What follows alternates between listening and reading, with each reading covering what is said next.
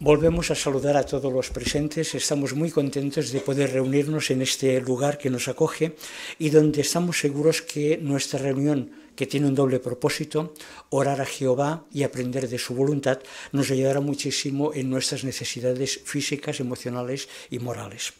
Empezamos con una canción de alabanza a Jehová Dios. Es la canción número 115. Tanto los hermanos que nos están escuchando a través del hilo telefónico, si les es posible, como vosotros, si la salud os lo permite, poneos en pie, por favor, para que entonemos la canción 115, cuyo título es Gratitud por la paciencia de Dios. Canción 115.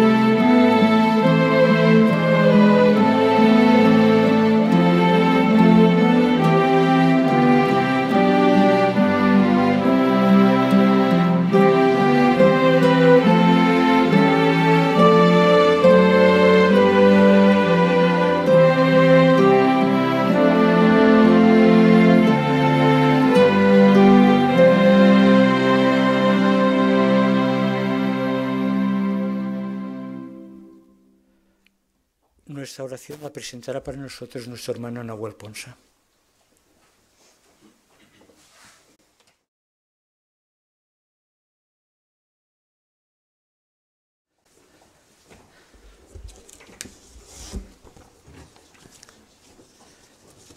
Si tenéis a mano vuestro programa de vida y ministerio para esta semana, un breve vistazo nos ayudará a ver qué es lo que vamos a disfrutar. En Tesoros de la Biblia, de feroz perseguidor a testigo entusiasta, recordaremos detalles que serán ejemplos para nosotros de un personaje que nos es conocido, la vida de un joven Saulo de Tarso. En Perlas Escondidas contestaremos una pregunta especialmente. En Hechos capítulo 10, versículo 6, explica que el apóstol Pedro se alojó con un curtidor. Y la pregunta es, ¿por qué es significativo que Pedro se alojara con un curtidor? Y en nuestra vida cristiana, todo el contenido de la última parte de nuestra reunión nos propondrá metas que cada uno de nosotros individualmente puede considerar. Con estas ideas, pues, comenzamos nuestro repaso de esta noche, empezando con Tesoros de la Biblia. Primera parte, de feroz perseguidor a testigo entusiasta, que analiza con nosotros nuestro hermano Juan Alguero.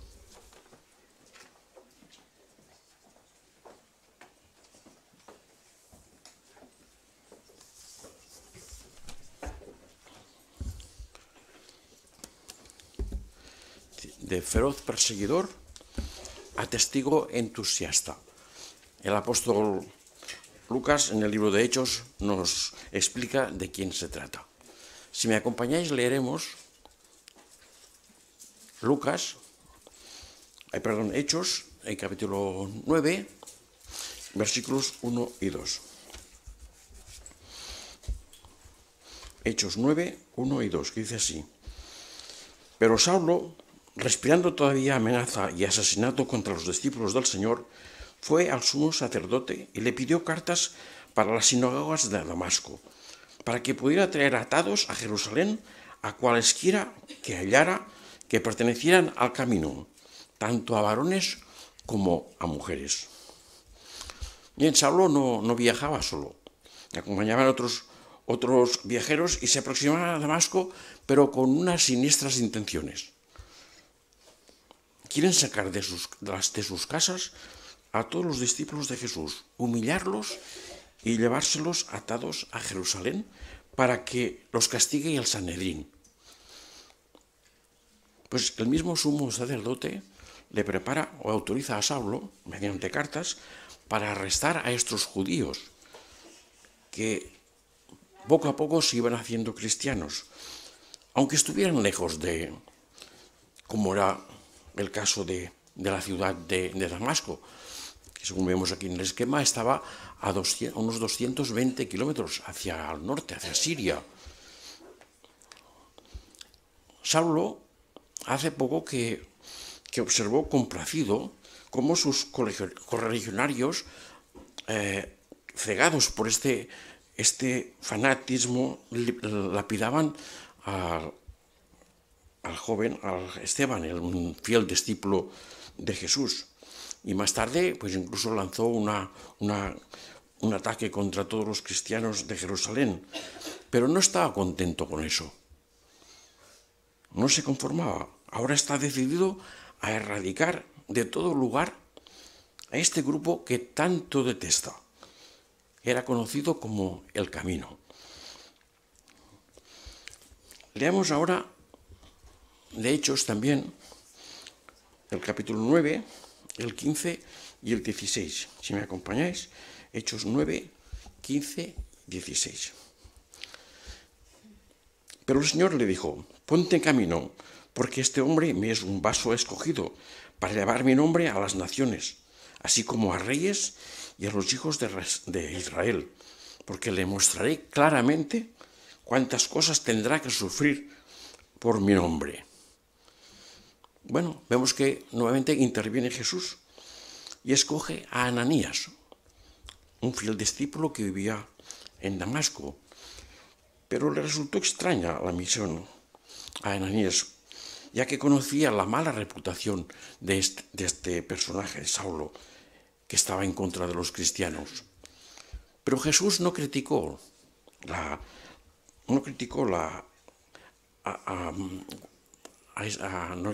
Ananías esta inquietud que él tenía, aunque sí le dio instrucciones muy claras de lo que tenía que hacer. Y además tuvo la gentileza de explicarle por qué quería que realizara esta tarea tan fuera de lo común. Aprendemos que Ananías fue obediente, aceptó la comisión o la misión y por ello disfrutó de las bendiciones divinas. De igual modo, nosotros venceremos también nuestros temores si confiamos en que Cristo sigue dirigiendo la evangelización también ahora. Para Jehová, el examinador de los corazones, Saulo no era un barro inútil. Al contrario, veía que era alguien que podía ser moldeado y convertirlo en un recipiente valioso, un vaso escogido, que daría testimonio a las naciones, así como a reyes y a los hijos de Israel. ¿Cómo nos ayuda a saber esto? Como tenemos fe en que Jehová lee los corazones, así como Jesucristo, y atrae a quienes Él escoge, no juzgamos a las personas de nuestro territorio y tampoco a los hermanos nuestros.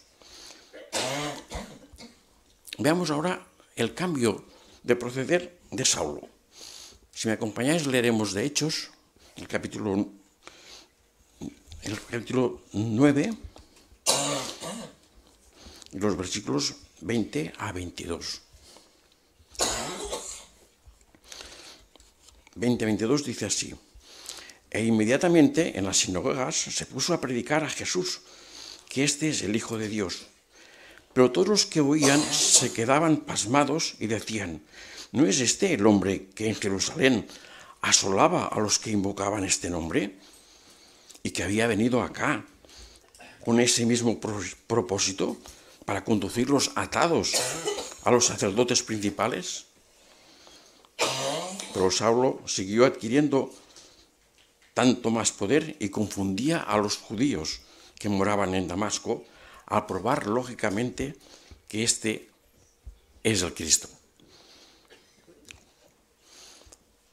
Cuando el anterior perseguidor comenzó a predicar en las sinagogas acerca de Jesús, qué sorprendidos y atónitos estaban aquellos judíos.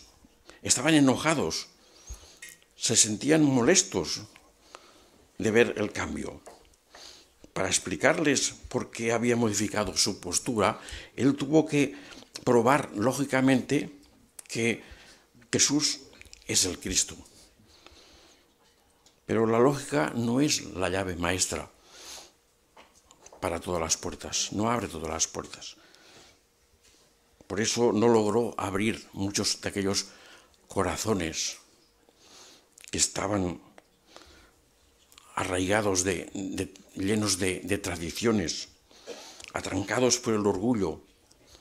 Pero con todo y eso, Saulo no se dio por vencido. Saulo vio la luz y entendió lo que se esperaba de él. No dudó en hacerlo y siguió hacia adelante, haciéndolo todo con fervor y determinación por el resto de su vida en la tierra. Verdaderamente fue un auténtico modelo para todos los que hoy deseamos el favor de Jehová. En la página 2 de nuestra guía explica que Saulo puso en práctica de inmediato lo que aprendió. Porque Saulo cambió y otras personas no. Porque él dice que era lo más importante para él era agradar a Dios, más que agradar a los hombres. Y porque agradecía profundamente la misericordia de que Cristo le había mostrado al hacer posible estos cambios de su vida que llevaba desorientada. Al final de la nota dice que si usted está estudiando la Biblia y todavía no se ha bautizado, quizá le ayude a pensar en esto, de que se decida, como hizo Saulo, de decidirse para hacer este paso importante.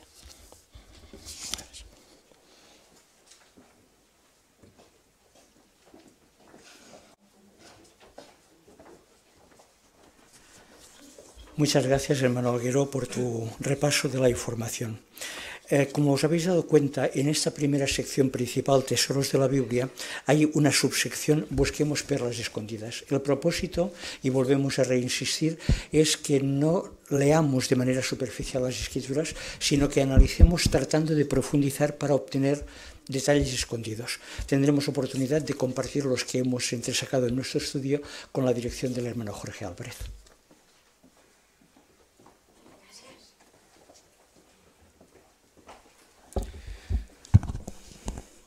Bien, pues estáis todos invitados a participar, esta es vuestra asignación, y para empezar buscamos un voluntario o voluntaria que nos quiera leer el texto de Hechos 9:4. Aquí nuestra hermana, recuérdame tu nombre, por favor. Carmen. Gracias. Y él cayó a tierra y oyó una voz que le decía: Saulo, Saulo, ¿por qué me estás persiguiendo? Muchas gracias. La pregunta dice, ¿por qué le preguntó Jesús a Saulo, ¿por qué me estás persiguiendo?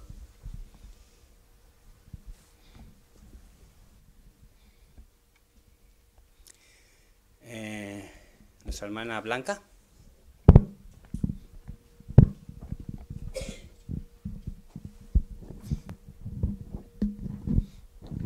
Porque los problemas que tenían sus discípulos, Jesús era como si fueran sus problemas.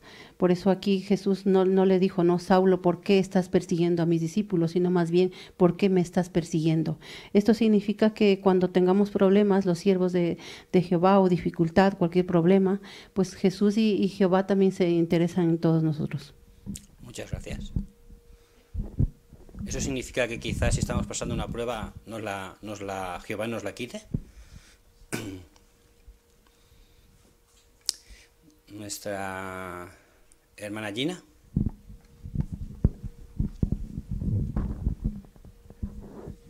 No significa que va a intervenir en ese momento, porque si recordamos, pues Saulo fue colaborador en la muerte de Esteban, y también, como menciona Hechos 8:4, pues sacaba atrozmente a los cristianos de sus casas, ¿verdad?, para entregarlos.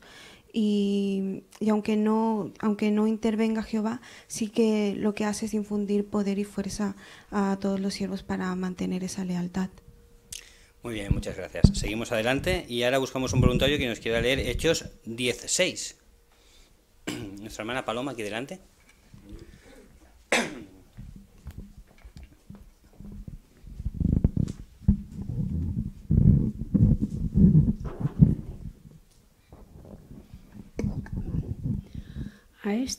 A este lo está hospedando cierto Simón, curtidor, que tiene su casa junto al mar. Muchas gracias. La pregunta dice, ¿por qué es significativo que Pedro se alojara con un curtidor? ¿Por qué es significativo?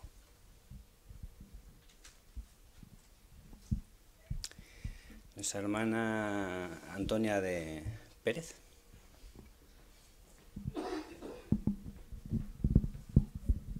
Sí, porque según la ley mosaica, quienes trabajaban con cadáveres de animales eran ceremonialmente inmundos. Por eso muchos judíos pues menospreciaban a los que tenían pues ese trabajo, ¿no? Así que no vieron bien el que realmente Pablo fuera allí a hospedarse. Bueno, Pablo no, perdón, Pedro. Pedro, muy bien. Muy bien, ¿y quién nos demuestra esto acerca de Pedro? Hermana Mónica, al fondo.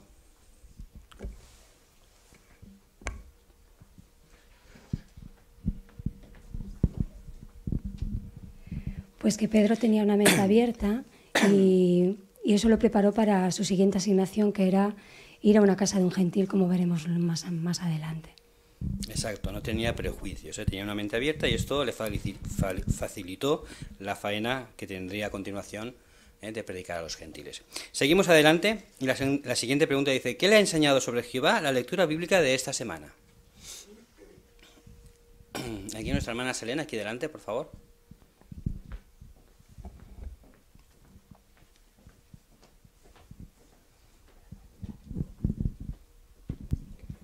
Pues en Hechos 10, 34, 35 nos enseña cómo Pedro comprendió con certeza que Jehová es imparcial, ya que en aquella época los judíos consideraban impuros a quienes no eran de su raza, pero sin embargo en ese momento estaba predicándole a Cornelio y a su familia, que eran gentiles. Por lo tanto, al igual que Pedro, debemos adoptar la actitud de Jehová y esforzarnos por predicar a todas las personas del territorio para que también tengan una oportunidad de poder tener una relación con él. Muy bien, muchas gracias. Su hermano Eduardo, al fondo también.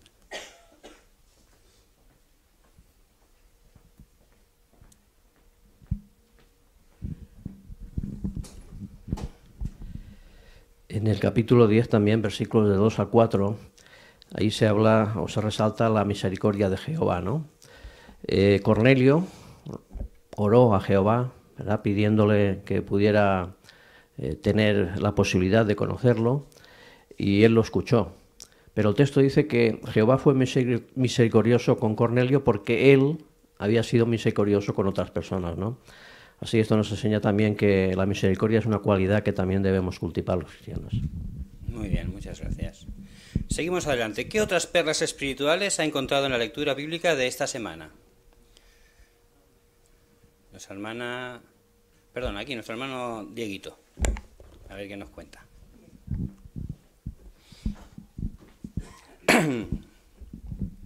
Pues como dice Hechos 10, 25, 26, pues dice que es una tontería idolatrar a un famoso porque es un hombre como nosotros. Muy bien, muchas gracias, Diego. Al fondo la hermana Dolors.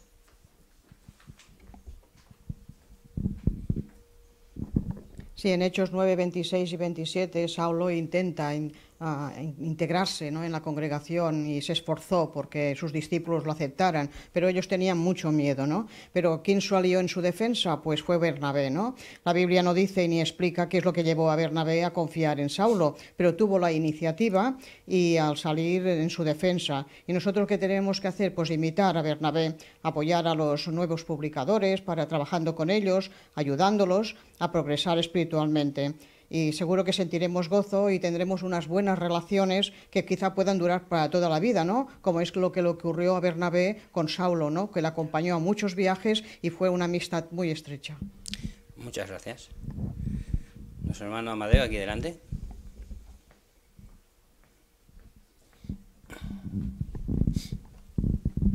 En Hechos 9:22 dice: pero Saulo siguió adquiriendo tanto más poder y confundía a los judíos que moraban en Damasco al probar lógicamente que este es el Cristo.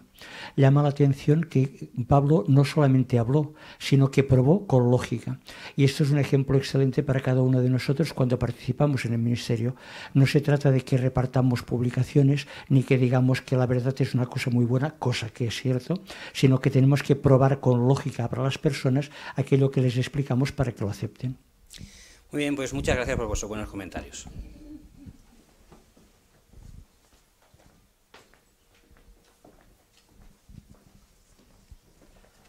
Muchas gracias a ti, hermano Álvarez, por dirigir esta sección. Como veis, en Tesoros de la Biblia tenemos, en primer lugar, un análisis en la primera parte de una porción que se quiere destacar. Después acabamos de repasar las perlas escondidas que nos permiten profundizar. Y ahora llegamos a una sección especialmente importante porque es la lectura directa de la Biblia. Escucharemos a nuestro hermano Fernando Vega leyendo con nosotros Hechos capítulo 9, versículos 10 a 22.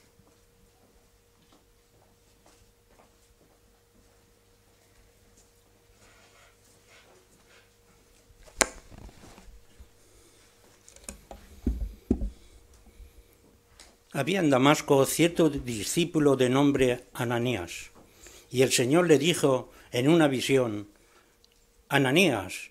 Él dijo: aquí estoy. Y el Señor le dijo: levántate, ve a la calle llamada Recta y busca en casa de Judas a un hombre cuyo nombre es Saulo, de Tarso. Porque mira, está orando, y en una visión ha visto que un varón por nombre Ananías entra y pone las manos sobre él para que recobre la vista. Pero Ananías contestó: Señor, he oído de muchos acerca de este varón, cuantas cosas perjudiciales hizo a tus santos en Jerusalén. Y aquí tiene autoridad de parte de los sacerdotes principales para poner en cadenas a todos los que invocan tu nombre. Pero el Señor le dijo: ponte en camino, porque este hombre me es un vaso escogido para llevar a mi nombre a las naciones, así como a reyes y a los hijos de Israel. Porque te mostraré claramente cuántas cosas tendrá que sufrir por mi nombre. De modo que Ananías se fue y entró en la casa y puso las manos sobre él y dijo: Saulo, Señor,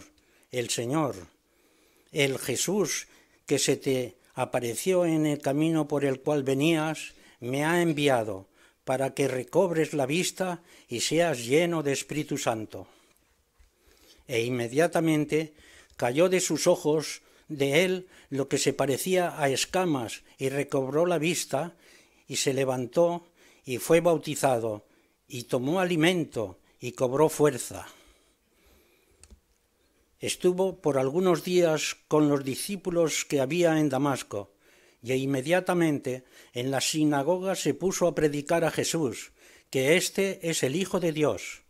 Pero todos los que le oían quedaban pasmados y decían: ¿no es este el hombre que en Jerusalén asolaba a los que invocaban este nombre, y que había venido acá con este mismo propósito para conducir los atados a los sacerdotes principales? Pero Saulo siguió adquiriendo tanto más poder y confundía a los judíos que moraban en Damasco al comprobar lógicamente que éste es el Cristo.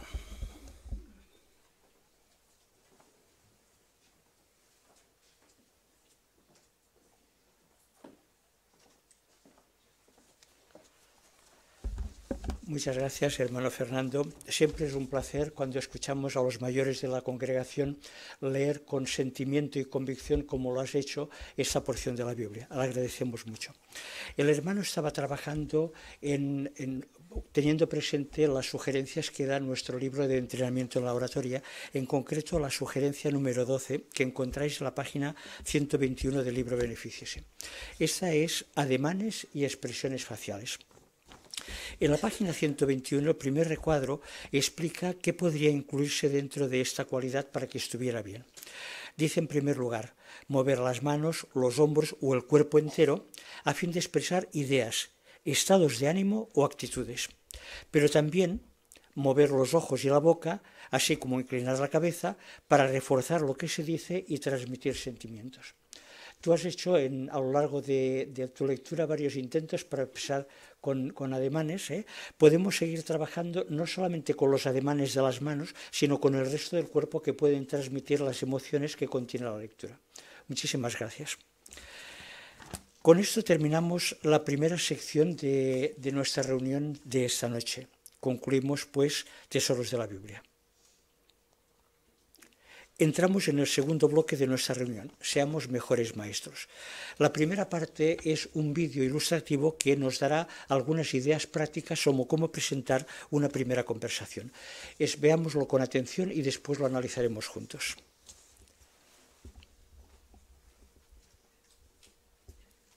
Buenos días. Me llamo Pedro. ¿Y usted? Raúl. Mucho gusto, Raúl. Estoy hablando con la gente sobre el propósito de la vida. Al ver las cosas malas que pasan, muchos se preguntan si la vida tendrá algún propósito. ¿Qué piensa usted?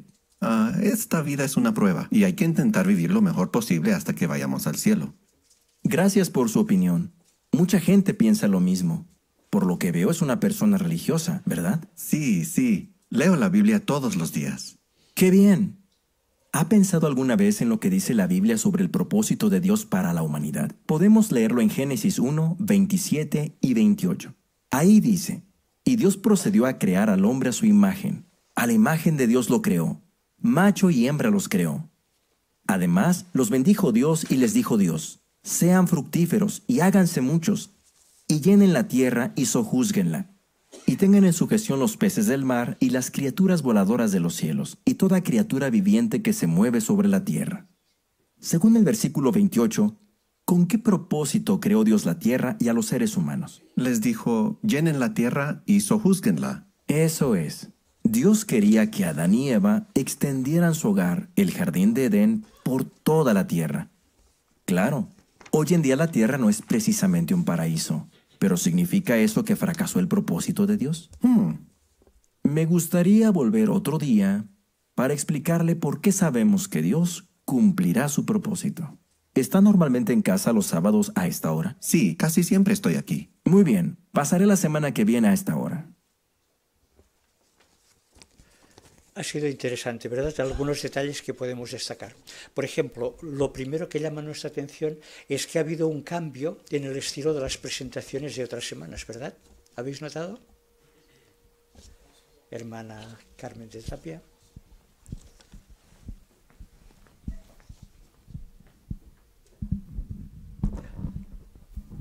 Me he llamado la atención que solamente ha ido un hermano a predicar. Muy bien, así es. Eso quiere decir que podemos predicar solo si el vecindario y las circunstancias lo hacen aconsejable. Otra idea. ¿Os habéis dado cuenta que cuando el hermano Pedro habló con el señor Raúl y le preguntó por qué pasan tantas cosas, el hombre le dijo que esta vida es una prueba hasta que vayamos al cielo? ¿Qué no hizo el hermano? Que es una lección valiosísima para todos nosotros. Hermano Tarré. Pues no le dijo que estaba equivocado, sino que se fue a Génesis 1, 27 y 28. Muy bien. Sí, cuando surjan objeciones en el ministerio, muchas veces es mejor pasarlas por alto y reconocer que muchas personas piensan así, que no discutir con la persona un asunto que quizás no tenga mayor importancia. Y os habéis dado cuenta, como una última pregunta, ¿qué hizo el hermano Pedro que nosotros debemos hacer siempre después de leer el texto? Hermana Carmen de Rovira. Bueno, preguntar lo que explica el texto. Muy bien. Hermana de Pérez, Antonia.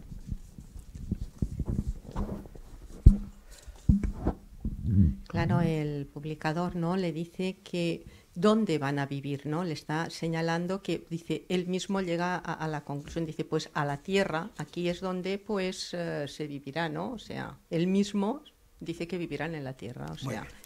Recordamos que estas presentaciones, hermanos, no son para aprenderlas de memoria, son solamente sugerencias que podemos imitar, ¿eh? Por ejemplo, hay una cosa que aquí en Barcelona acostumbra a ser mal vista, que el hermano hizo y que se hace normalmente en las presentaciones. El hermano le dijo, me llamo Pedro y... Pero aquí en Barcelona, si preguntamos cómo se llama usted, muchas personas son reticentes a darnos el nombre, no saben para qué lo queremos, ¿eh? De modo que utilizamos la información, pero no la aplicamos a rajatabla porque solamente es un ejemplo para nosotros. Pasemos, si os parece, ahora a la siguiente fase. Hemos hablado con la persona y hacemos la primera revisita. Tendremos el placer de escuchar a la hermana Esther Romero con Jimmy Maminiano hablando acerca de la continuación de la respuesta a la pregunta que el hermano Pedro le hizo al Señor.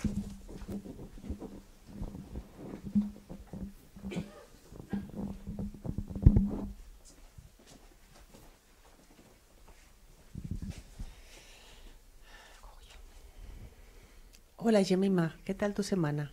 Hola, bien, gracias. Me alegro mucho. La semana pasada dejamos pendiente una pregunta. ¿Por qué sabemos que Dios cumplirá su propósito? ¿A ti qué te parece? Bueno, yo creo que a nadie le puede impedir, ¿no? Él es Dios. Así es, y así lo ha demostrado siempre. Esto me recuerda el texto que encontramos en Josué 21:45. ¿Te gustaría leerlo a ti misma? Sí. No falló ni una promesa de toda la buena promesa que Jehová había hecho a la casa de Israel, todo se realizó. Muy bien, pues según lo que hemos leído, ¿qué reputación te parece que tiene Dios? Que por cierto dice que se llama Jehová. Pues es cumplidor, ¿no? Porque dice que cumple todas sus promesas. Es verdad. Si tuvieras una amiga que siempre cumple su palabra, ¿creerías en sus promesas? Claro, por supuesto. Pues la Biblia está llena de promesas que Dios ha cumplido y muchas de ellas se analizan en este libro que se llama ¿Qué nos enseña la Biblia? Y que es para ti y que nos habla también de otros temas interesantes como el de por qué hay tanto sufrimiento. Ah, vale, gracias. Sí, se ve interesante. Si te parece, puedo volver otro día y podemos comentar cuál es el propósito que tiene Dios para la tierra. Ah, vale, gracias.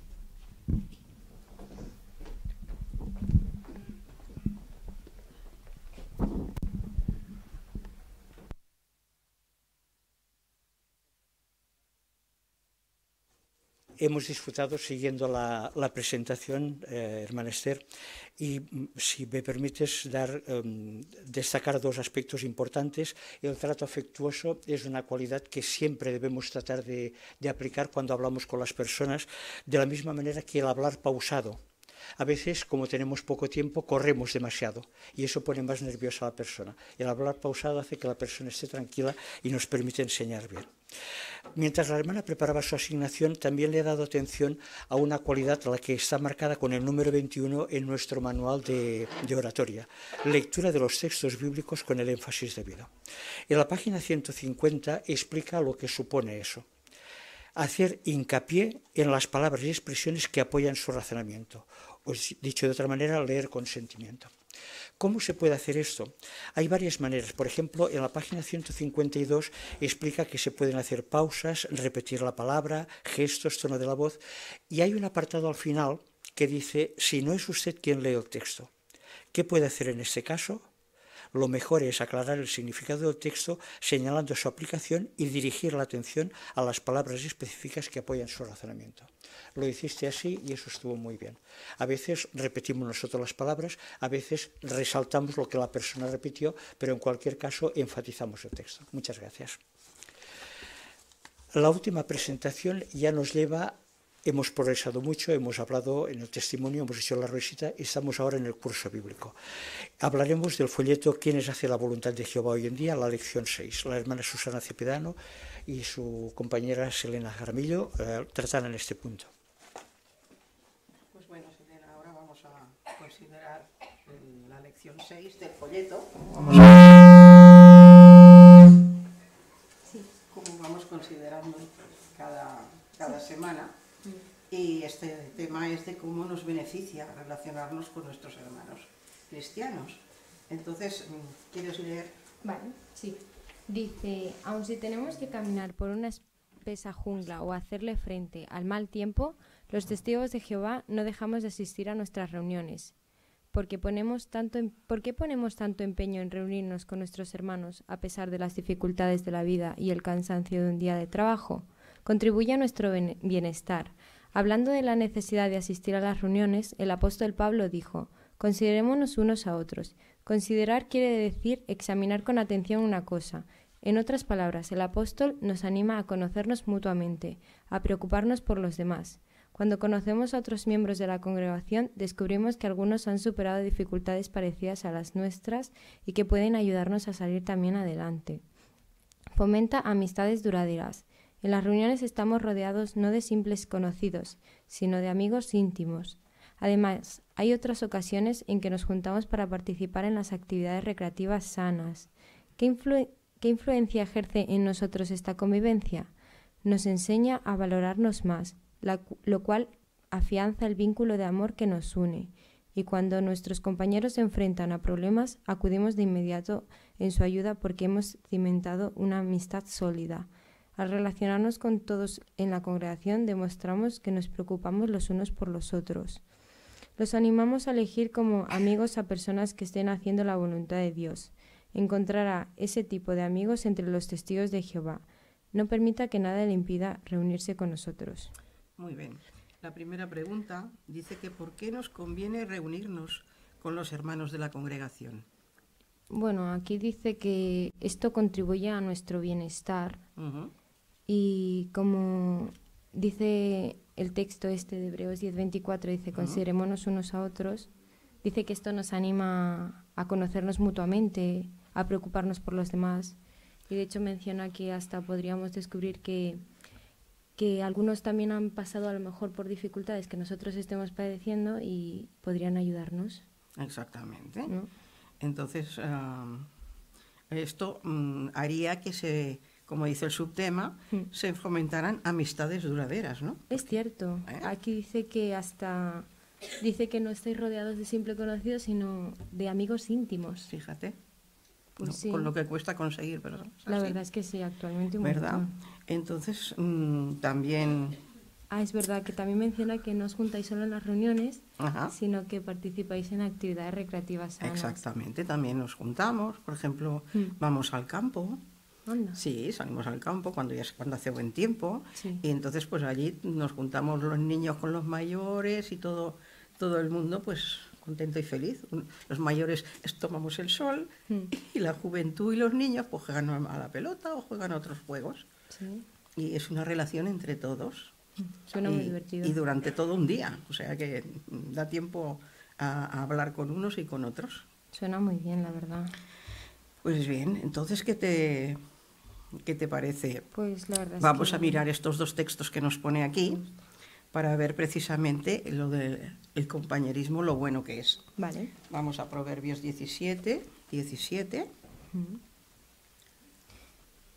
Lo tengo aquí. Vale. Dice, un compañero verdadero ama en todo tiempo y es un hermano nacido para cuando hay angustia.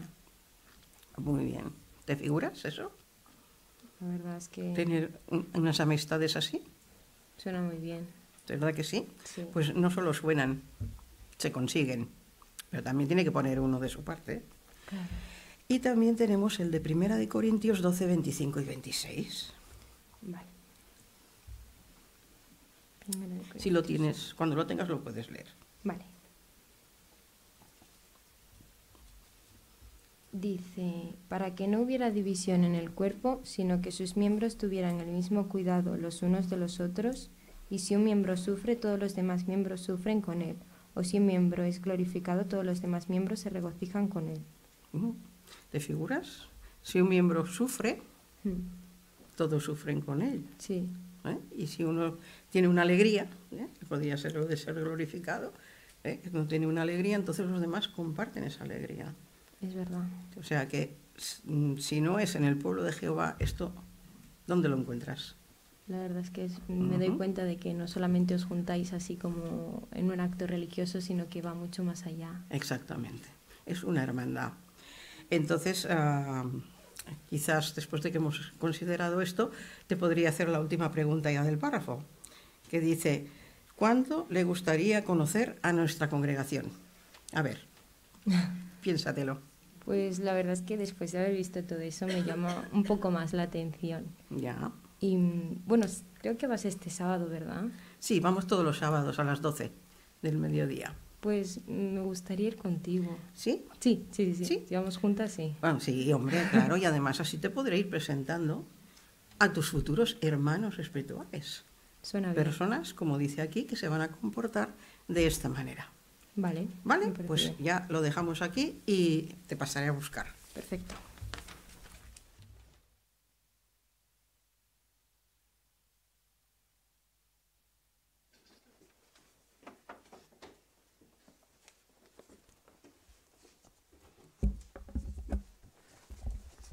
Muchas gracias a ambas por la presentación. La hemos escuchado con mucho interés. La verdad es que explicar de manera sencilla la información para que personas que no nos conozcan vayan haciéndose amigos de la congregación es un arte que debemos cultivar y que has demostrado con muy buen tino. Muchas gracias por tu presentación. La hermana, mientras preparaba la asignación, pensaba también en la cualidad número 30 de nuestra maestría en la oratoria. Interés en los oyentes. Hay un comentario muy interesante en la página 189 acerca del interés en nuestros oyentes. En la página 189 del libro Benefíciese, en el párrafo 3, dice un subtítulo, muestre interés sincero. El interés por los demás no es una técnica que deba dominarse, sino una cualidad del corazón. El grado al que lo manifestamos se evidencia de muchas maneras, en cómo los escuchamos, en qué les decimos y en la bondad y consideración con que los tratamos. De manera que no se trata de fingir que nos preocupan, sino se trata de ser personas dedicadas y preocupadas por los demás. Esa cualidad la has manifestado excelentemente. Felicitaciones. Muchas gracias. Con esto, hermanos, terminamos el segundo bloque de nuestra consideración de esta tarde.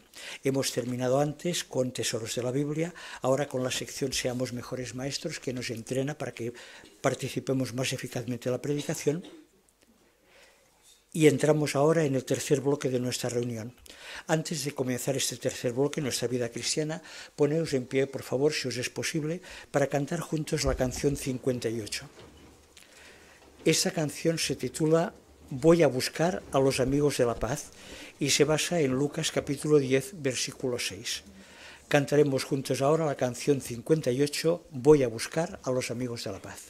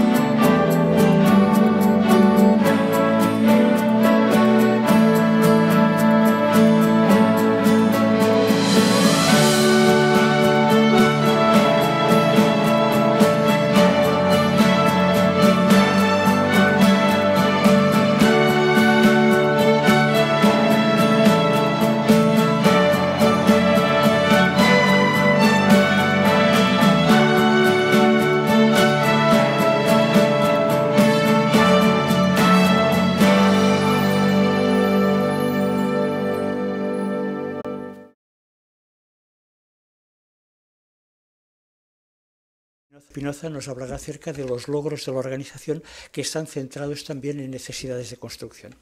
Hermano Espinoza, cuando desees.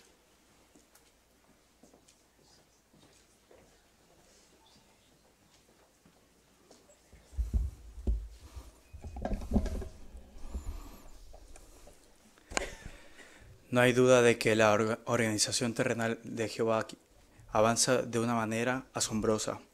Por eso, en el vídeo que veremos a continuación, se explicará la ayuda que prestan ciertos hermanos voluntarios para atender algunas tareas que se llevan a cabo a favor de los intereses del reino. Así que, adelante vídeo.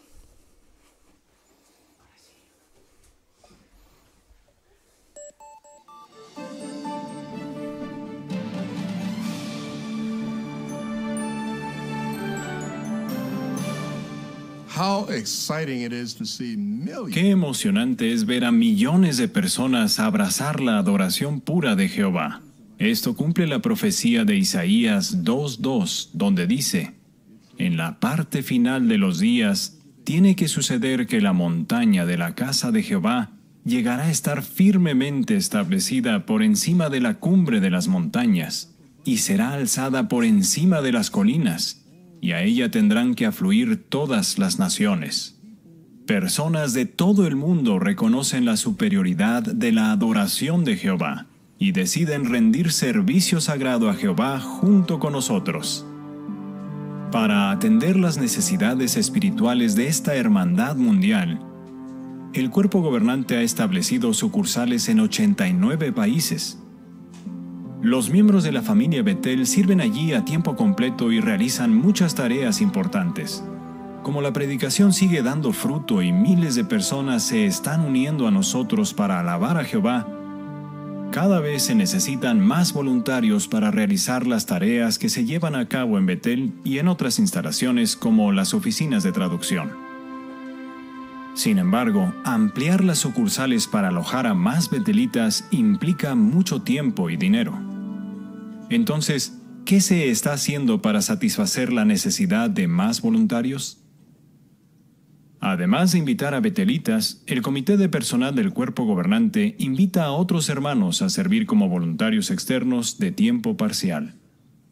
¿Qué es un voluntario externo de tiempo parcial? Los voluntarios externos de tiempo parcial son hermanos que van a trabajar a Betel o a otra de nuestras instalaciones y se encargan de su propio alojamiento.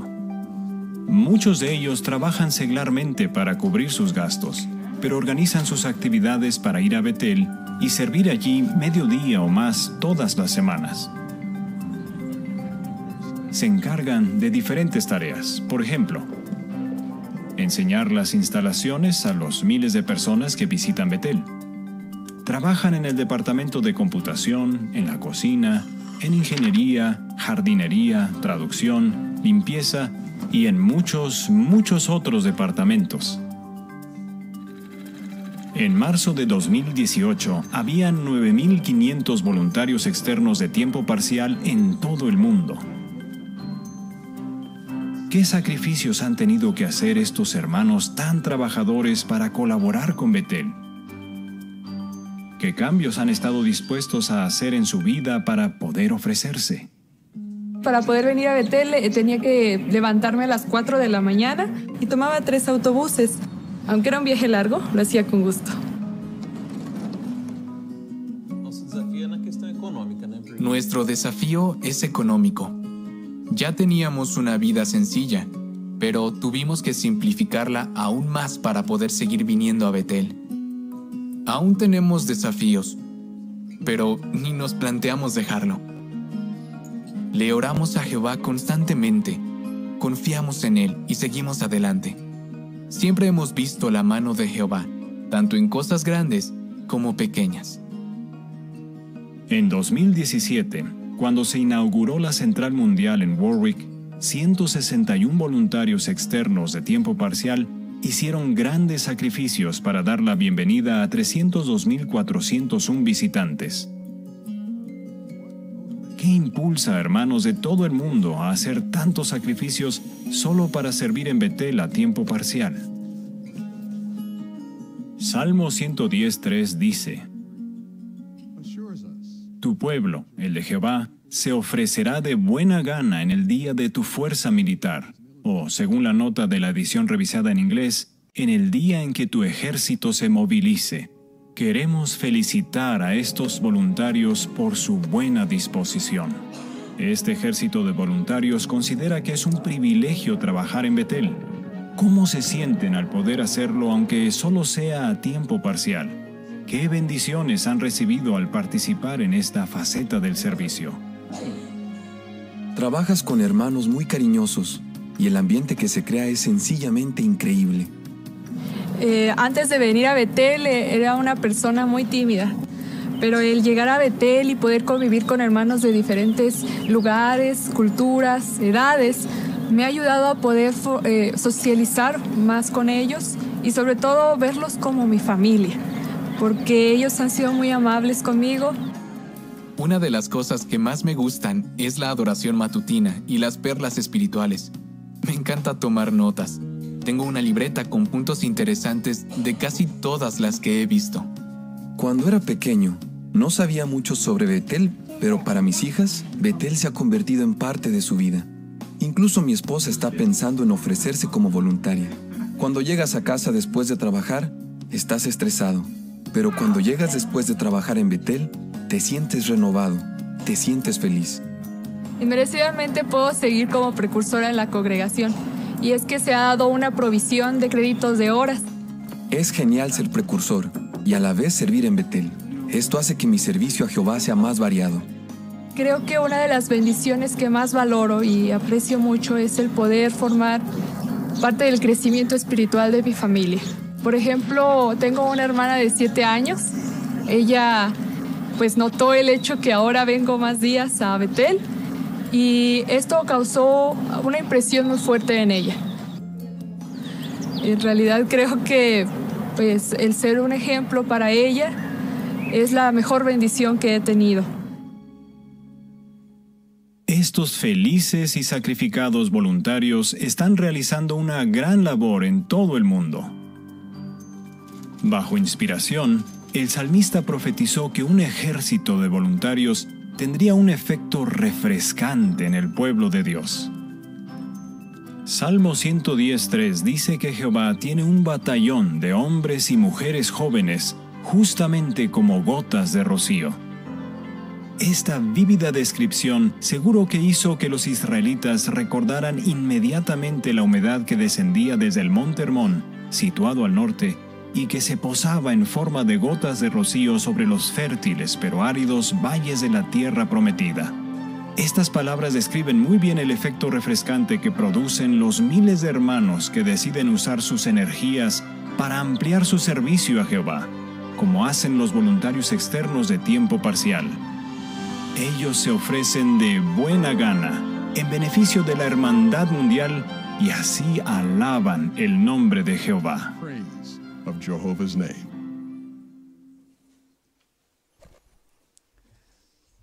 Qué vídeo más interesante, la verdad, ¿cierto?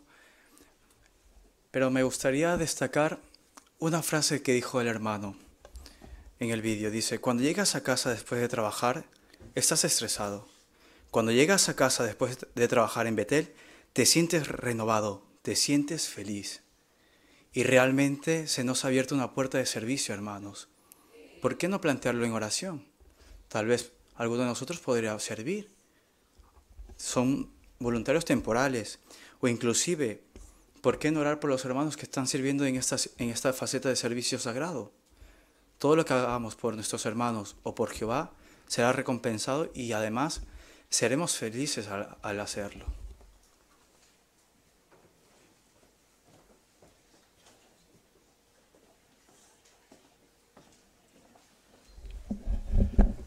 Muchas gracias, hermano Espinoza, por tu presentación y el estímulo que nos has dado.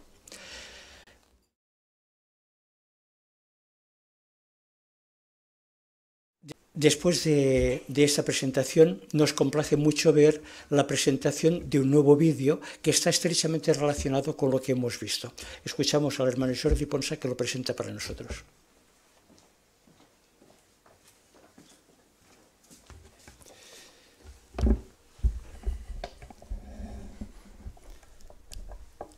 A continuación veremos un vídeo donde se nos presenta una necesidad acuciante de nuestra sucursal. El vídeo se titula Te necesitamos. Prestemos atención, por favor.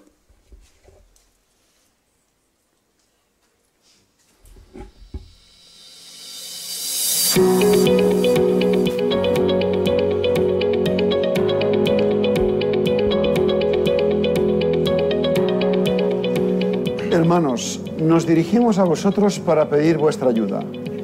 Nuestro proyecto de construcción va bien, pero tenemos un problema. Nos faltan profesionales de construcción. Concretamente, hacen falta pintores, fontaneros y expertos en pladur. La necesidad es urgente. La oportunidad para algunos de vosotros es única.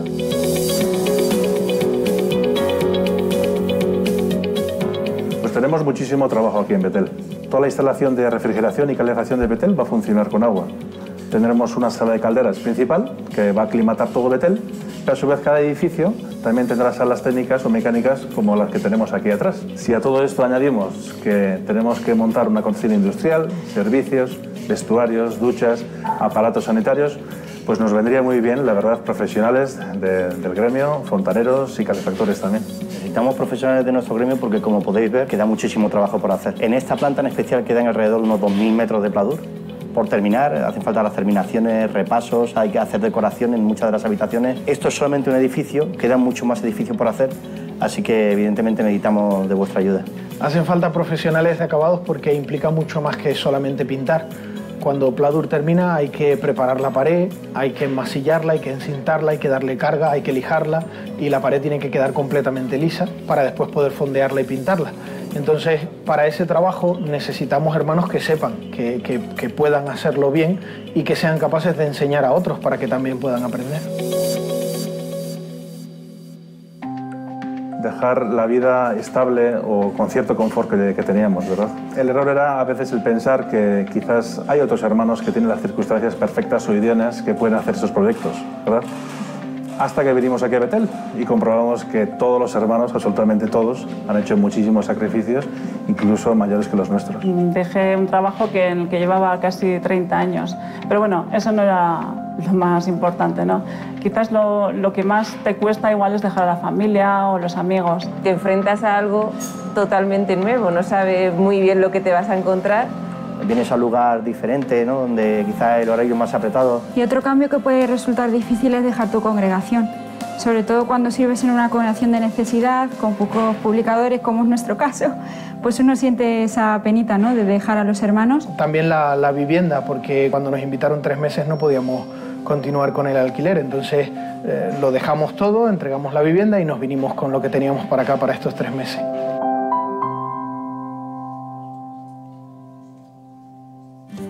Bueno, beneficios muchísimos. Al final vienes aquí y trabajas y conoces a tantos hermanos que han estado en muchísimos proyectos en muchas partes del mundo y verles a ellos trabajando con ese gozo y ver cómo Jehová les ha cuidado, pues la verdad es que, no sé, te beneficia mucho como persona, te enriquece. También nos ha beneficiado el poder convivir en Betel, conocer la vida de Betel como es, también el conocer más de cerca el funcionamiento de la organización. También la necesidad global y general que hay de renovación, de sucursales y salones del reino, pues también nos da un sentimiento de utilidad también a la organización para nosotros. Ya el trabajar en Betel es un privilegio, la adoración matutina, todo el alimento espiritual que recibe es grandísimo, las amistades que hace, los hermanos que conoce. Hemos llegado a una congregación donde nos han tratado como si fuéramos miembros de la congregación de toda la vida, estamos muy a gusto. Luego amigos, como decía Ruti, hemos encontrado verdaderas joyas de hermanos y los beneficios pues son personales pero también espirituales. Un beneficio muy bonito es el haber conocido hermanos abnegados que llevan años haciendo este servicio y cuando cuentan sus experiencias te enriquece muchísimo.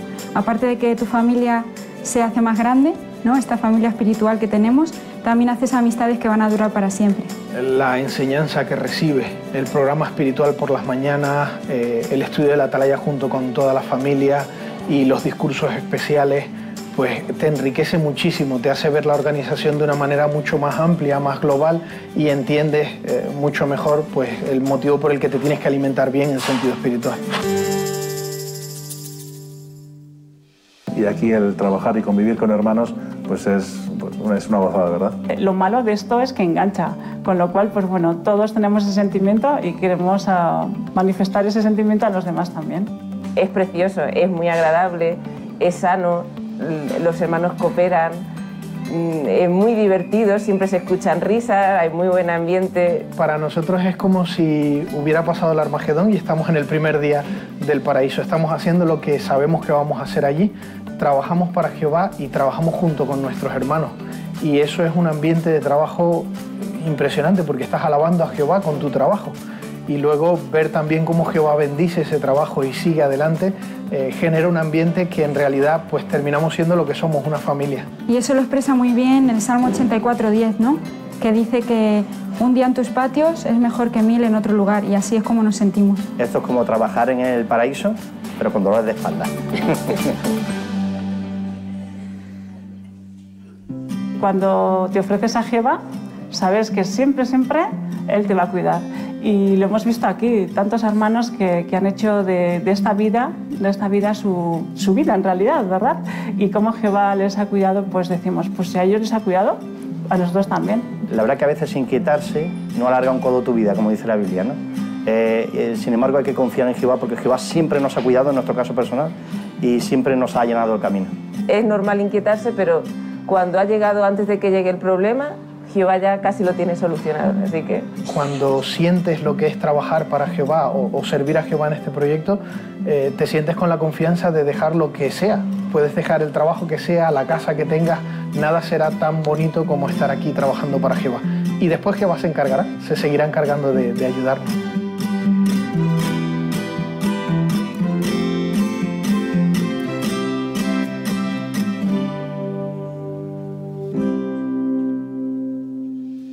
Es impresionante ver el buen espíritu de estos hermanos voluntarios, ¿verdad? ¿Te gustaría compartir su alegría? ¿Eres fontanero, pintor o experto en pladur? Tal vez podrías organizar tu vida para estar aquí 1 mes, 2 meses o hasta 3 meses. ¿Y si solo puedes venir por 2 semanas? Si eres un profesional en estos 3 campos, por favor, rellena la solicitud. Y si eres electricista o tienes otra especialidad, rellena la solicitud. Recuerda, la necesidad es urgente, pero la oportunidad es única y las bendiciones son grandes. Cierto, seguramente supondrá un sacrificio, como los hermanos han comentado. No obstante, puede que en este sistema nunca más tengas la oportunidad de trabajar en un proyecto teocrático con compañeros que aman a Jehová. En conclusión, recuerda que la necesidad más urgente que tenemos es de pintores, fontaneros y expertos en pladur que sean profesionales. El secretario de la congregación puede darte el formulario que tendrás que rellenar si decides ofrecerte. Muchas gracias por tu ayuda. Esperamos verte en Betel en breve. Te necesitamos.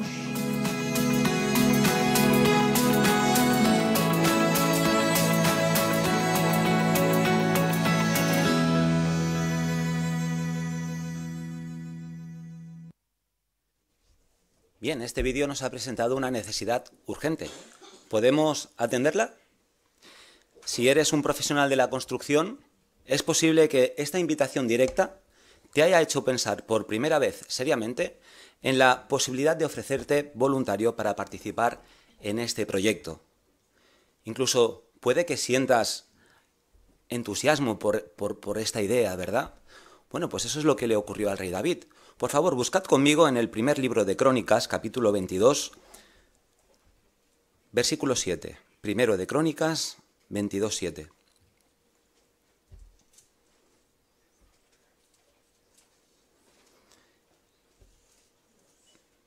Y David pasó a decir a Salomón, su hijo: en cuanto a mí mismo, llegó a estar junto a mi corazón, o llegué a anhelar, el edificar una casa al nombre de Jehová, mi Dios.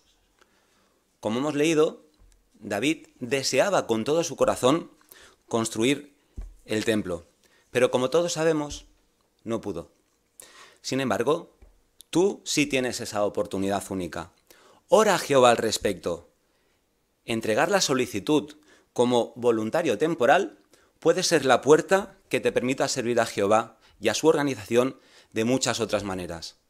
De algo sí podemos estar seguros, y es que si lo haces, nunca te arrepentirás.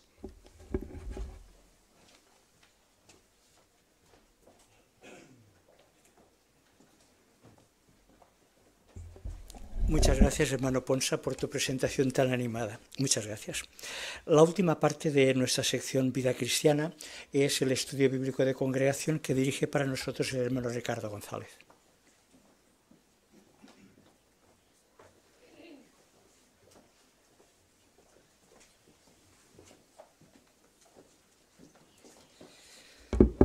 Pues nuestro estudio bíblico comienza hoy en la página 113 de la publicación Jesús es el Camino, capítulo 44. El tema es Jesús calma una tormenta en el mar, y ese es al mismo tiempo el tema central de este capítulo. Así que recordemos que cuando tratamos estos acontecimientos de la vida de Jesús, según el propósito de esta publicación, es para que entendamos o aprendamos qué clase de persona fue Jesús, por qué hizo y por qué dijo lo que hizo y dijo, y sobre todo cómo podemos nosotros aprender y beneficiarnos de este ejemplo, de su ejemplo. Así que con estas ideas en mente vamos a analizar este capítulo que tratamos hoy. Lo que vamos a hacer en primer lugar es leer todo el capítulo, así que vamos a pedir a nuestro hermano Cristian Espinoza que proceda a leer. Jesús ha tenido un día largo y agotador.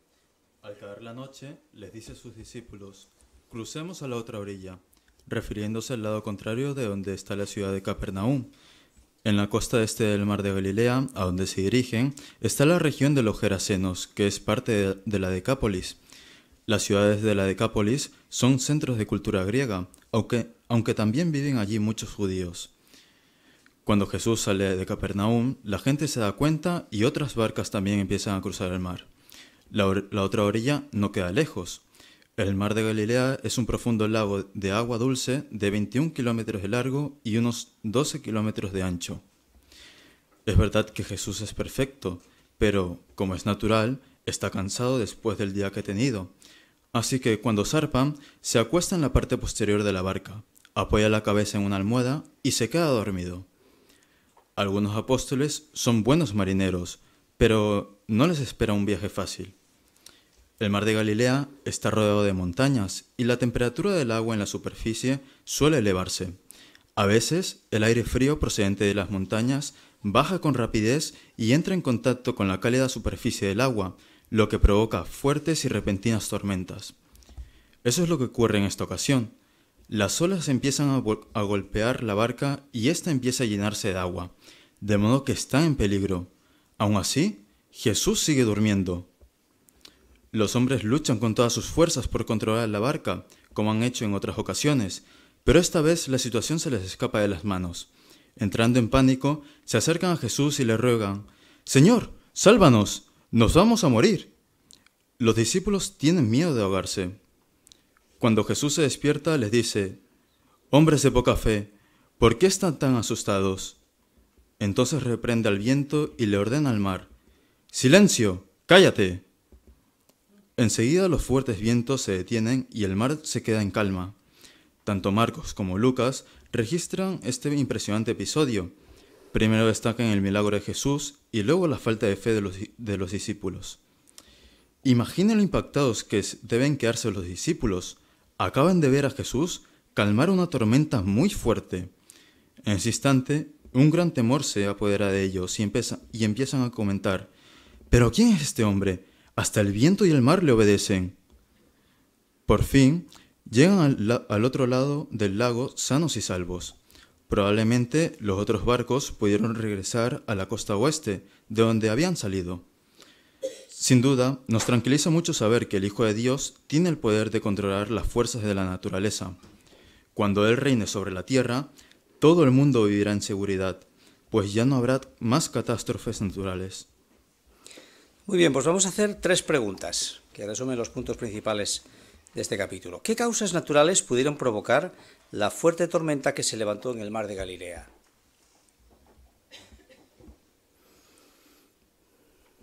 Hermana Carmen.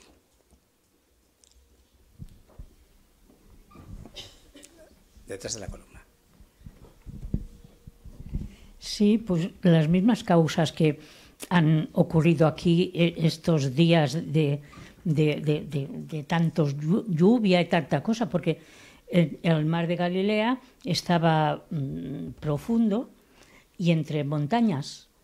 Y claro, las aguas estaban calientes, pero el aire estaba frío.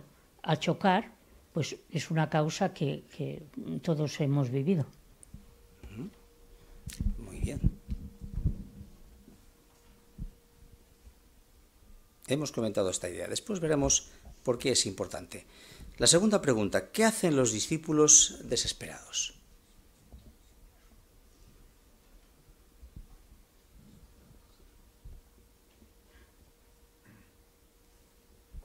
Vamos a ver, hermana Tania.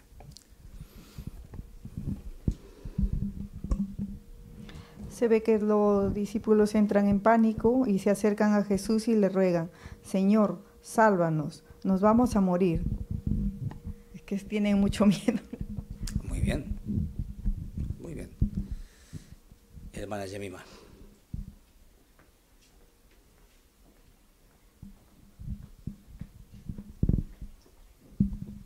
Bueno, y vemos que algunos de los apóstoles eran marineros con experiencia, ¿no?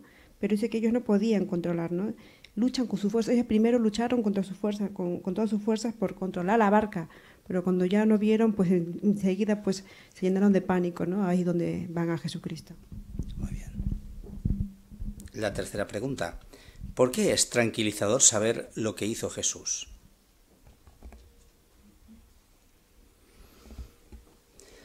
Hermana Charo.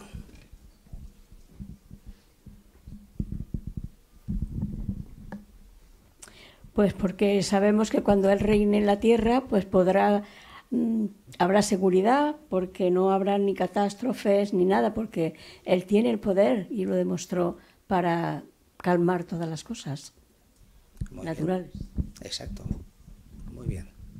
Vamos a ver entonces esto que acabáis de comentar en tres preguntas, que ha sido un poco el esqueleto de este capítulo. Vamos a leer uno de los relatos paralelos que tenemos en que se basa esta consideración.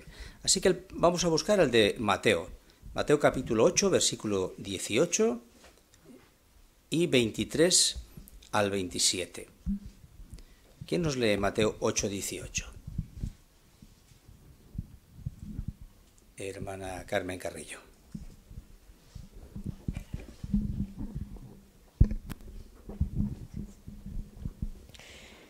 Viendo Jesús una muchedumbre a su alrededor, mandó partir hacia la otra ribera. Muy bien. Y ahora nos vamos al versículo 23 hasta el 27. Hermana Amelia. Y cuando hubo subido en una barca, le siguieron sus discípulos. Ahora bien, mire, se levantó una gran agitación en el mar, de modo que las olas cubrían la barca. Él, sin embargo, dormía. Y ellos vinieron y lo despertaron diciendo: Señor, sálvanos, estamos a punto de perecer. Pero él les dijo: ¿por qué se acobardan, hombres de poca fe? Entonces, levantándose, reprendió a los vientos y el mar, y sobrevino una gran calma. Por consiguiente, los hombres se asombraron y dijeron: ¿qué clase de persona es esta, que hasta los vientos y el mar le obedecen? Muy bien, muchas gracias. Bueno, decíamos al principio que estos relatos de la vida de Jesús nos enseñan en primer lugar qué clase de persona era Él. Pues este relato, ¿qué nos dice acerca de Jesús?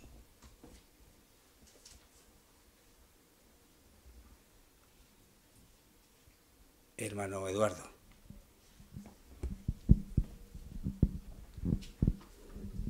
Bueno, nos dice que tenía poder, ¿no? Porque para parar las tormentas y la agitación o la mala mar que se había levantado, tenía el poder de controlar, ¿verdad?, esas cosas. Por lo tanto, es alguien que tiene poder y que puede hacer muchas cosas. Muy bien.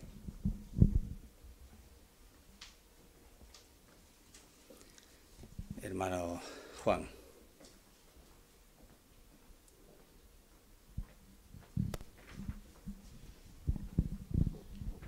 los discípulos se dan cuenta de que ellos, a pesar de ser buenos marineros, se dan cuenta que son incapaces de gobernar ya la barca, no solo por el viento, sino que se les está llenando de agua. O sea que ellos ya están desesperados y acuden a Jesús porque Él siempre les ha sacado de muchos aprietos. Muy bien. Hermano Ángel.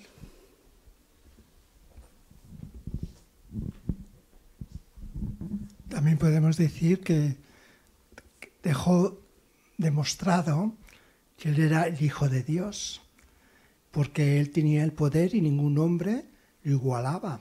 O sea que no había nadie que pudiera hacer tal cosa, algo que verdaderamente era sobrenatural. Así que quedó demostrado que era alguien especial, que todo lo que decía lo podía llegar a hacer, porque Él tenía el poder y la ayuda de Jehová para hacerlo. Muy bien. ¿Alguna idea más? Hermana Antonia. Antonia Campos.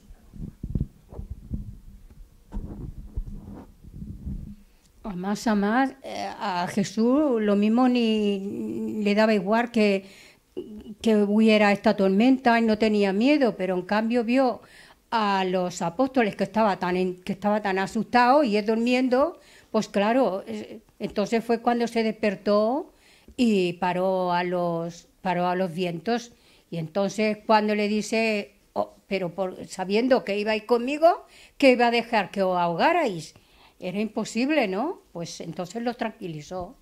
Muy bien, excelente. Porque, como bien ha destacado la hermana, Jesús, ¿qué hacía? ¿Qué hacía?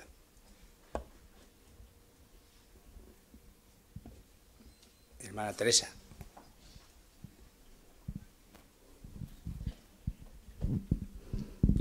Pues en aquel momento nada, dormía. Y hasta que lo despertaron, porque ellos sabían que Jesús haría algo, pero no sabían el qué. Muy bien. Si lo sabían, lo disimulaban muy bien, por eso, ¿eh? Muy bien. ¿Qué revela esto acerca de Jesús? Porque eso es lo que nos interesa, ¿no? ¿Qué revela, hermano Amadeo?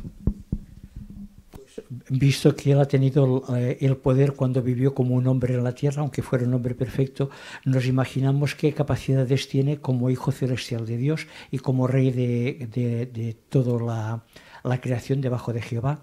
Podemos esperar, como dice al final del estudio, que bajo su mandato en la tierra no existan más desastres naturales y todos podamos vivir seguros. Muy bien. Hermana Valeria.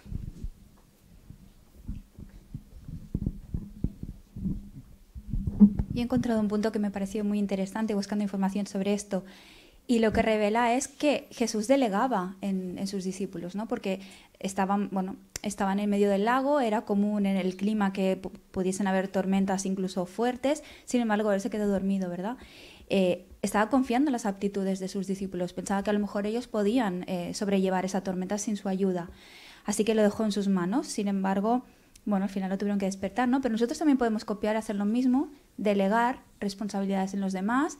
Quizás a veces nos parece que mejor que nosotros no lo va a hacer nadie, pero sí que podemos dar responsabilidades a los demás y nosotros estaremos más tranquilos, más descansados y ayudaremos a que los demás también aprendan. Muy bien, eso es un interesante matiz. Hermana Mari.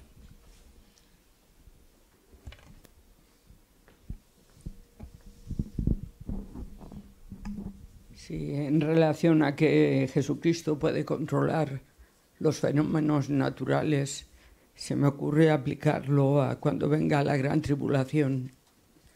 No sabemos qué fenómenos naturales Jehová utilizará en ese momento, o si utilizará varios mezclados, o si utilizará otros. Pero Cristo Jesús está al frente, y lo que no debemos hacer es tener miedo, como tuvieron en esta ocasión los discípulos. Tenemos que tener fe. Ellos sucumbieron por falta de fe. Nosotros debemos estar confiados, tranquilos, porque el que nos dirige lo puede controlar todo, nada escapa a sus manos. Entonces, cuando venga la gran tribulación y después Armagedón, tenemos que estar sosegados y tranquilos, orándole a Jehová para que todo se desarrolle según Él le parezca conveniente. Muy bien, eso es un detalle muy interesante acerca de estos hombres. Relacionado con esto, ¿qué pensáis que querían decir los discípulos cuando se preguntaban, ¿pero quién es este hombre? Si hasta el viento y el mar le obedecen. ¿Es que no conocían a Jesús? ¿Es que no habían visto otras obras de él? ¿Qué revelaba eso?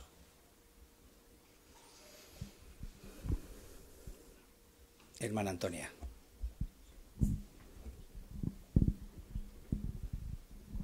Sí, que lo habían visto, hacían milagros, ¿no? Hizo varios milagros, incluso resurrecciones también, o sea que sí que conocían a Jesús, pero quizás en el punto hasta llegar a calmar, ¿no?, esa gran tormenta, no lo habían visto con las cosas naturales de la naturaleza, ¿no? Todavía no lo habían visto actuar, entonces por eso dice, pero bueno, ¿cómo puede ser? ¿Quién es esta clase de persona que hasta los vientos y el mar calma, ¿no? Porque no lo habían visto hasta entonces. Muy bien, exactamente.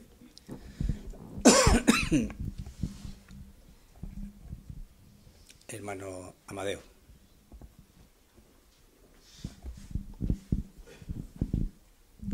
Es bien probable que los apóstoles estuvieran acostumbrados a personas que tenían poderes especiales, porque antes que Jesús habían habido profetas que tenían capacidades de curar, y Jesús también curó a personas. Por decirlo de alguna manera, eso entraba dentro de la lógica a la que estaban acostumbrados. Pero lo que parecía posible no es que supiera tratar con una persona enferma y curarla, sino que se atreviera con un elemento que nadie podía controlar, como era un mar enfurecido o un viento huracanado, y lo controlara. Eso para ellos era más allá de lo que estaban acostumbrados no solamente a pensar, sino a ver. Y por eso dijeron, ¿qué clase de persona es que puede controlarlos? Eso es muy interesante porque no tenemos ni idea a lo que nos vamos a enfrentar en el futuro. Quizás sean cosas que no esperamos, algunas que nos sorprenderán, pero ¿qué aprendemos de este relato? ¿Qué aprendemos? Habéis comentado algunos detalles, ¿no? Hermana Nelly.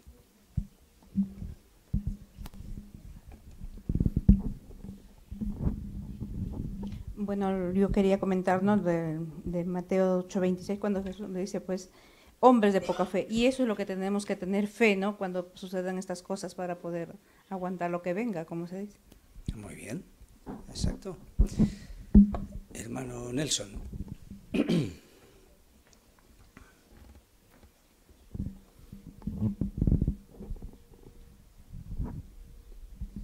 Sí, Jesús les mencionó a ellos hombres de poca fe. Entonces, también podríamos nosotros en nuestra vida recibir una tormenta, pero en calidad de problemas. Por ejemplo, pérdida del empleo, una enfermedad. Entonces, ¿cómo estamos en ese momento? ¿Podemos aguantar esa tormenta y tener confianza en que Dios nos ayudará a aguantar y poder seguir adelante? ¿O seremos como... Muy bien, es una interesante aplicación, ¿verdad? Quizás sea esa una tormenta que no esperamos, ¿no? ¿Cómo reaccionaremos? Aunque conocemos, ¿verdad?, cómo Jehová nos ha sustentado, ¿de qué manera nos tomaremos? Quizás pensemos, vamos a morir. Quizás esa la actitud. Pues este capítulo que hemos considerado nos enseña, como destacábamos al principio, varias cosas importantes. Uno, la personalidad de Jesús. Lo habéis destacado muy bien. Alguien que tiene el poder para salvarnos de las tormentas. Y las tormentas pueden ser de muchas índoles diferentes. Nos destaca también lo importante que es que vayamos progresando, porque los discípulos poco a poco fueron aprendiendo, poco a poco desarrollaron más confianza en Jehová. Pues nosotros también podemos y debemos hacer eso porque nos enfrentamos a tormentas. Este capítulo lo hemos considerado y, como decíamos, nos encierra lecciones importantes y lo hemos hecho gracias a vuestros comentarios.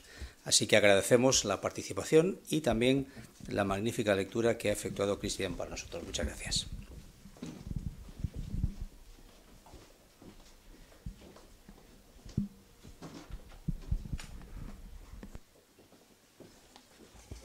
Muchas gracias, hermano González. Nos has hecho vivir la escena, nos has hecho vivir la situación y te agradecemos mucho las aplicaciones tan prácticas que nos has ayudado a mentalizar, pensando lo que el futuro puede traer para cada uno de nosotros.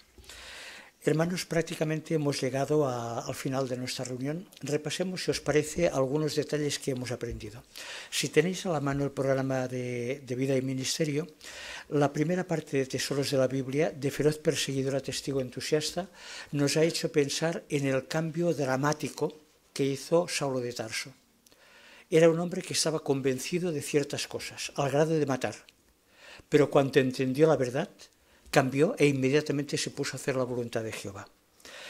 Habéis notado, y permitid que me dirija ahora a los amigos y amigas que nos acompañan, que quizás hace tiempo que están con nosotros, ¿habéis notado en la página 2 al final el punto que recalcó el hermano Alguero? Si usted está estudiando la Biblia y todavía no se ha bautizado, ¿actuará con la misma determinación que Saulo? Es probable que cualquier persona que nos acompañe piense, es que no sabes los problemas que tengo en la vida o las dificultades para cambiar. Claro, todos los tenemos. Y Saulo los magnificó. Tuvo problemas mucho mayores que los nuestros, pero cambió rápidamente. Es un ejemplo para nosotros. En Perlas Escondidas hemos contestado una pregunta interesante. ¿Por qué es significativo que Pedro se alojara con un curtidor?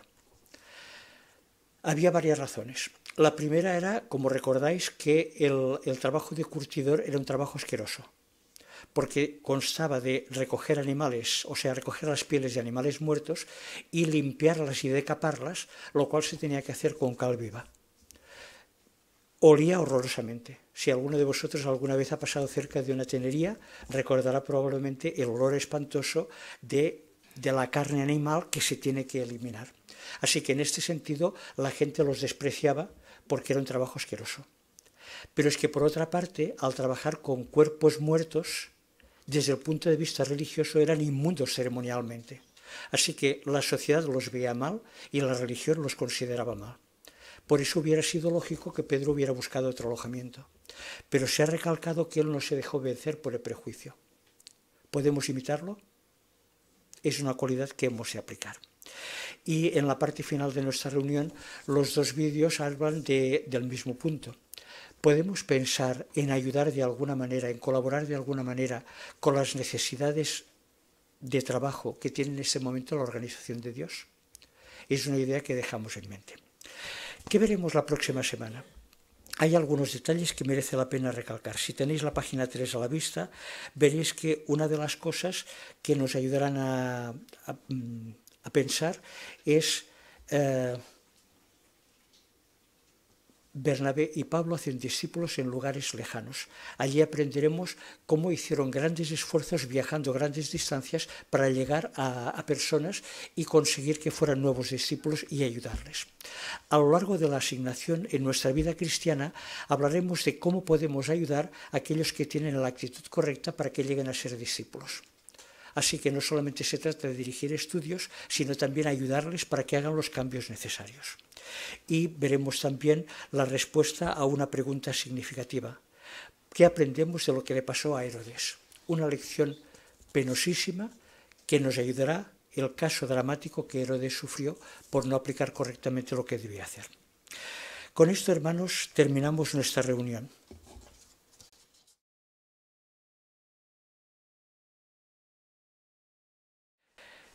Con esto, hermanos míos, ahora sí concluimos nuestra reunión. Si os es posible, poneos en pie, por favor, para entonar juntos la canción de cierre de esta reunión. Es la canción número 55.